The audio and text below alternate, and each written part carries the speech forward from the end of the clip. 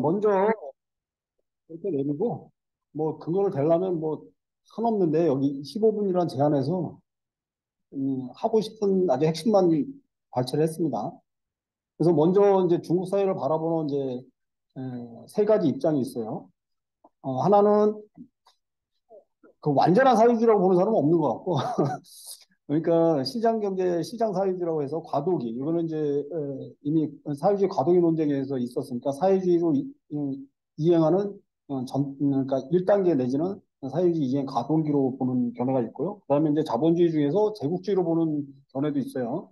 그다음에 주변부 내지는 반주변부 국가 자본주의로 보는 입장도 있고, 저는 약간 이제 국가 자본주의로 보는 입장입니다. 여기에는 그 제 견해가 명확히 안 밝혀 있어서 미리 말씀드리고요. 그러면은 먼저 요 하나씩 비판하면서 제 견해가 드러나도록 설명하면, 먼저 과도기로 보는 거는 이 논의가 소련의 내부에서부터 시작된 건데, 내부를 이제 과도기로 보는 거예요. 그러니까 뭐 그 내지는 그게 국가 자본주의라고 보든 그 명명을 어떻게 하든 간에 사회주의 이행이 과도기로 보는데, 소련의 내부 시대 때의 그 과도기와 현대 중국의 정치 경제적 조건이 전혀 다르다. 같은 어떤 그러니까 공산당이 정권을 장악해서 시장 경제를 도입해서 생산량을 발전시키고 사회주의로 나가는데 하려고 한다는 그런 현상적 측면은 동일한데, 결정적으로 다른 게 뭐냐면, 소련에 있어서는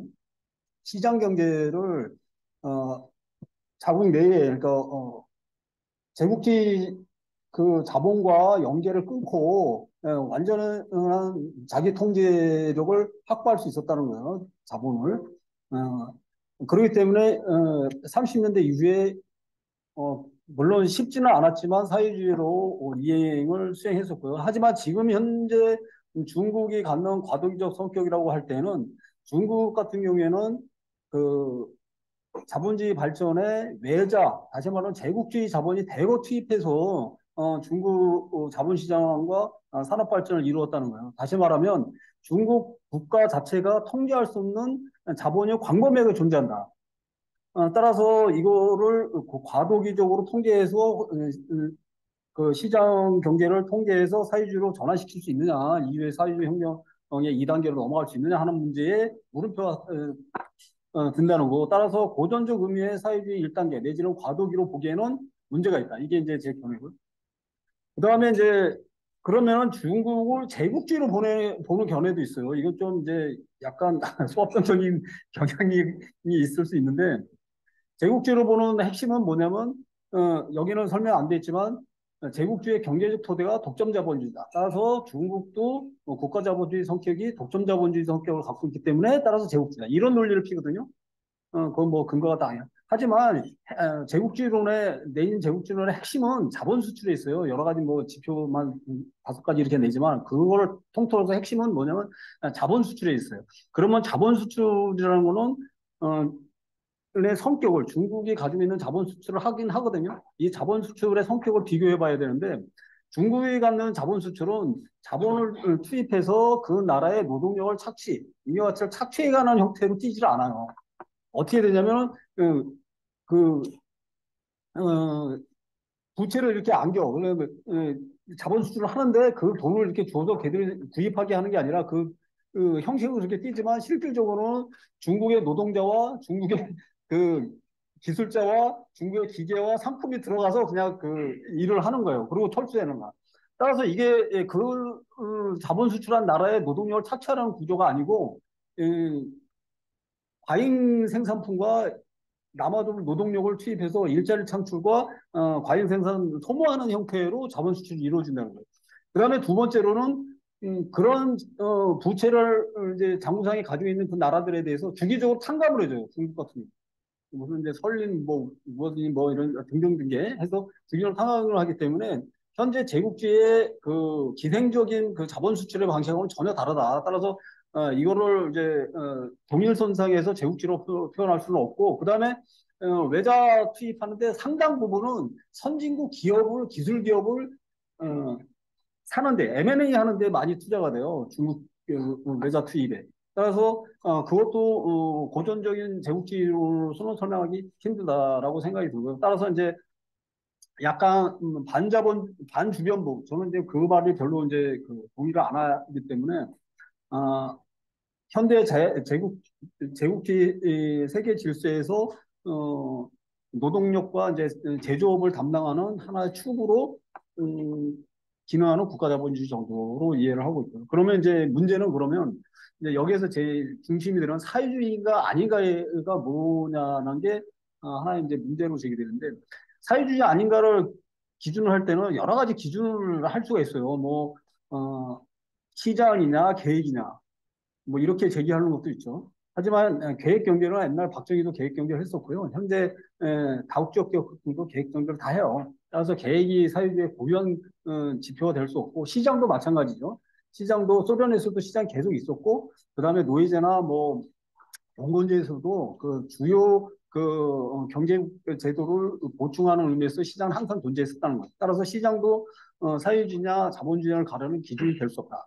그렇다면 이제 또 하나는 요즘 이제 요거는 뭐 별 이해하는 데 어렵지 않은데 공유기업과 국유기업의 존재 문제를 들어요. 그래서 이건 공유기업이기 때문에 내지는 국유기업이기 때문에 이거는 사적 소유가 아니기 때문에 사적 소유로 폐기한 사회주의적 성격을 갖는다. 하지만 공유기업의 형태는 그 공유기업이니 내지는 국유기업의 그 자체로서 사회주의 성격을 갖는 게 아니라 이 기업이 그 사회의 성격, 다시 말하면 그 사회의 집권 세력이 누구냐에 의해서 규정된다는 거라고 할 수가 있어요.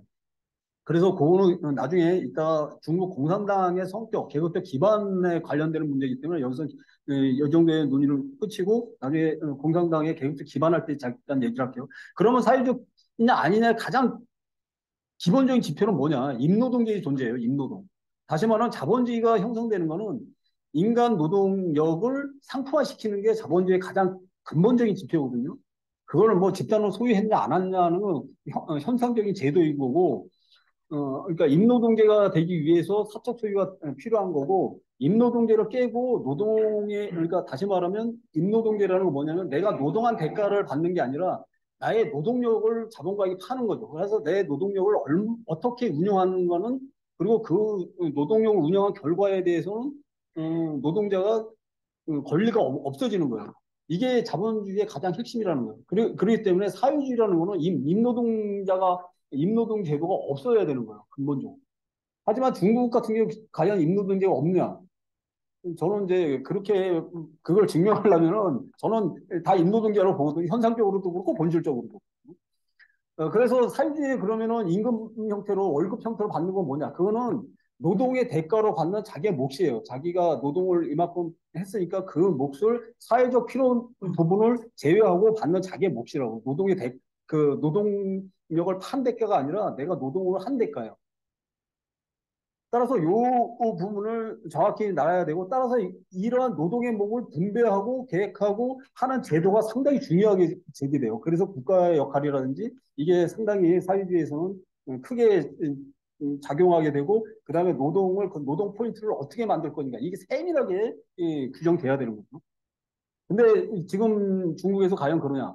그렇지 않다라는 게 이제 일반적인 인식이고 저도 그렇게 생각합니다. 그러면 이제 네 번째로 중국 공산당 계급적 성격은 뭐냐? 여기서 결론부터 말할게요.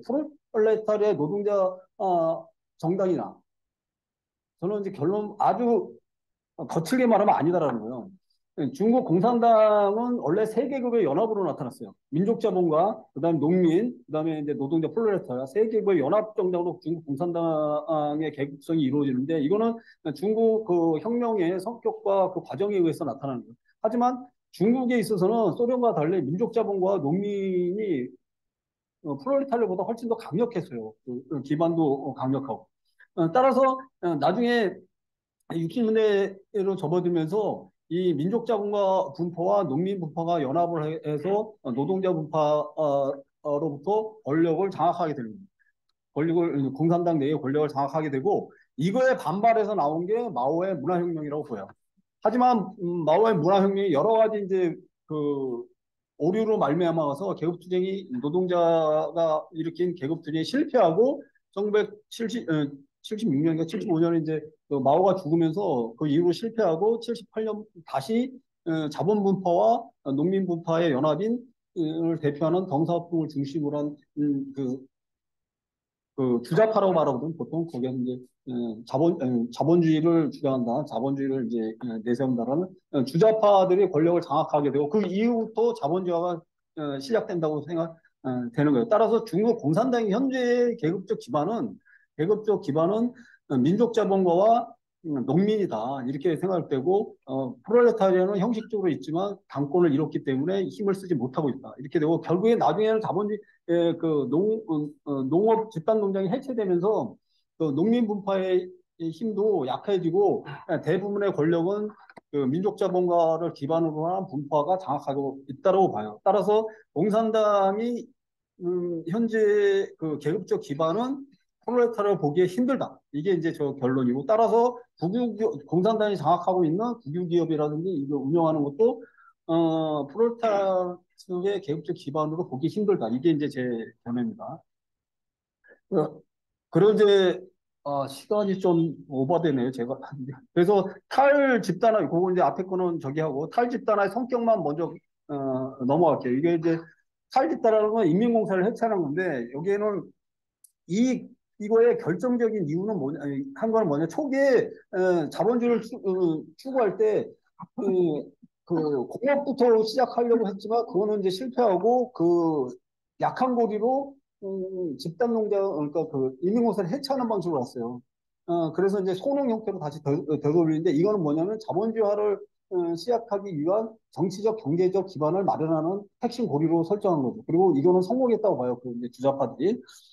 그래서 여기에는 이제 몇 가지 그 논리들이 있어요. 그러니까 이 탈 집단화를 하는데 뭐 이제 게을러진다 농민들이 그다음에 이제 계획 경제 생산력이 둔화돼서 게을러지니까 생산력이 둔화돼서 기근이 뭐 발생한다. 이때 이제 실제로 기근이 발생했던 61년까지 그래서 수천만 명이 죽고 그랬는데 이게 집단 농력 때문이다. 이렇게 이제 한 거예요. 하지만 최근에 연구를 볼 때 집단 농장, 그러니까 인민공사 하는 80년까지, 인민공사 84년대 대체 거의 다 해체되는데, 연간 2.79% 정도 성장을 했어요. 그리고 이 집단 그 인민공사 해체되고 84년 이후로 2010년까지 1.9%뿐이 성장 안 했어요. 그러니까 그, 이제 농물 성장률이 이것뿐이 안 되나. 이것만 보더라도 그런 견해는 타당하지 않다. 따라서 그 목적은 이런 효율성을 찾아내는 게 아니라 자본주의화를 위한 정치 경제적 기반을 말하는. 다시 말해 정치 경제 기반은 뭐냐면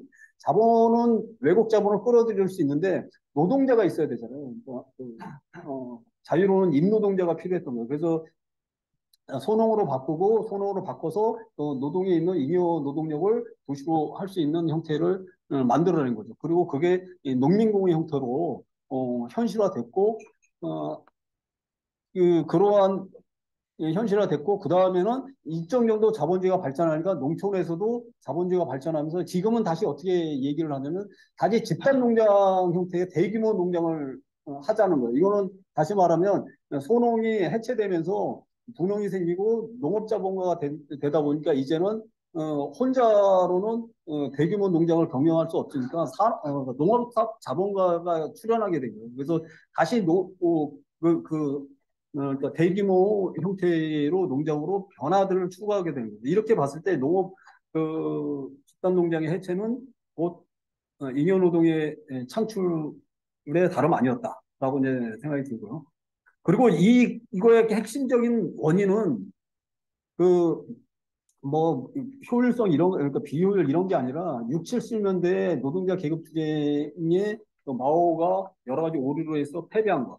이게 이제 가장 결정적인 문제였죠. 그러니까 소련에서는 스탈린이 분홍과의 계급 투쟁에서 승리를 하고 사회주의로 갔지만 마오는 실패했다는 거죠.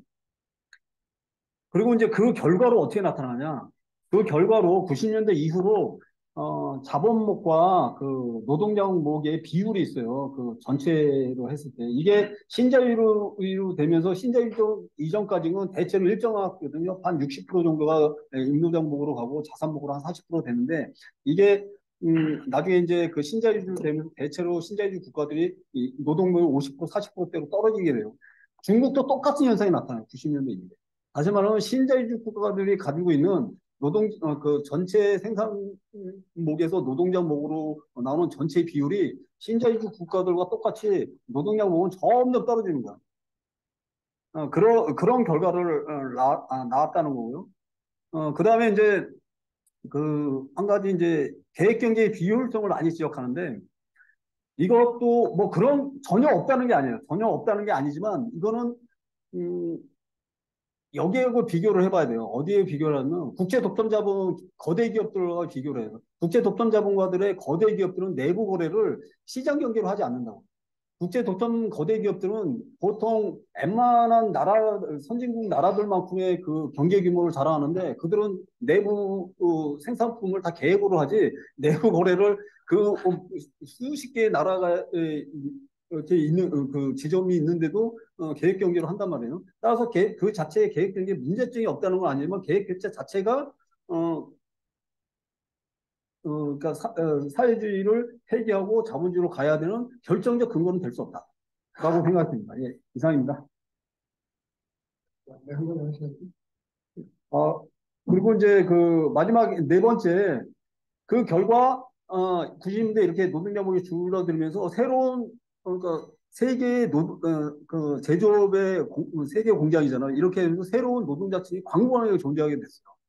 그리고 그들에게 새로운 이제 그 노동운동의 씨앗이 나타나고 예, 이런 것들이 공산당 내에 새로운 그 자극제가 되면서 공산당 내의 반자본파의 물질적 기반으로 작용하고 중국 공산당 내에 급격한 계급 투쟁을 아마 일으킬 수 있을 거다라고 저는 생각하고 앞으로 그렇게 될 수밖에 없을 거다 이렇게 생각이 듭니다. 예, 이상입니다. 예, 감사합니다. 두 번째, 요약한